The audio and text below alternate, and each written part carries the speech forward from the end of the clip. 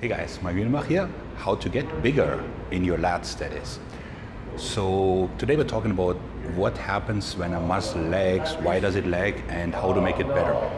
So normally when a muscle is lagging, I tell the athlete, go through the following checklist. One is activation, right? So in the case of the lat, are you feeling that contraction, like from the back? Like, is this like what you're feeling on each and every rep that you're doing? Because if not, you're wasting your workout. Second is the planes of motion, range of motion. So like the lats, you know, they can pull here, here, here, here, and here. Are you covering all this in the workout? Because if not, then your lats are lagging. And then lastly, there's the strength curve, right? Meaning the stretch position, which would be like a pullover, mid-range, you know, any type of pull, and then the contracted phase, which is, you know, stiff arm. So let's make this practical. So one could start out with the behind the neck pull down, kind of feet go behind you, and always shoulder blades go first, and you're pulling down, ear level is fine, not any lower. That will be the first exercise, and then it could be something like this, where you have a grip where you can pull it out at first, basically working on the inside a bit more, and then coming inward, where you would be working on the lats. So there's kind of a 2-for-1 special here. So that covers that range of motion. Then you could be doing something like this, which actually even single arm works really well because you can actually go cross and really contract the lat. So that would be that part of the motion. And then you could be doing, let's say, some sort of a rope row as your last exercise, where you would be pulling from here. And then for the contraction, you know, you can just do a stiff arm. So that would be a sample workout. You could also use variation B, which would be, start with a seated row.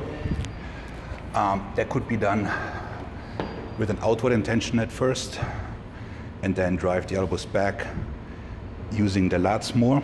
Again, always make sure that you're shoving it away at first, where you're stretching, flexing the pecs to get maximum length in the lats, and then you drive it back. Then, from here on, see how I set this up, it's genius, right? All in one swoop. The cobras. So that's a nice mechanical drop set, if I may say so. So you'll be falling forward at first, would be the most difficult way of pulling. Then sitting up tall. Again, you wouldn't go higher than this, so you wouldn't like let it snap. This would be it. And as you can see, I'm trying to bring my elbows behind the body. And then as I fatigue, I fall back and I work the biceps in a bit more. So that would be that phase. And then for the people that say, oh, you gotta use free weights, otherwise you die,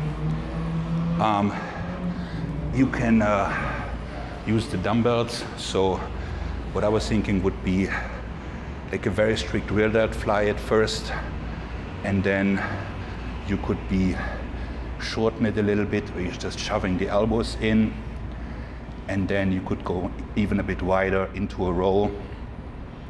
You know, just playing with different angles. And then I would, how am I gonna do this now? Use the those two dumbbells for the pullover. The pullover, by the way, is not a pec exercise, belongs to the lats. So that would be my final exercise on my second back day.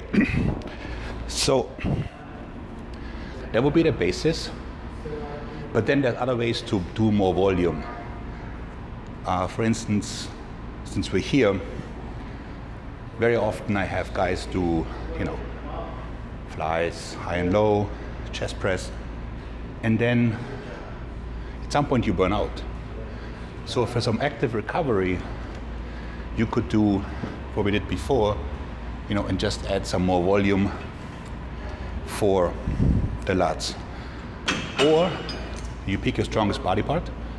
Like in my case, it's the legs. So I could be doing reverse lunges here, let's say. And in the breaks, I could be adding some stiff arm pull downs. It's like so. And really work that squeeze.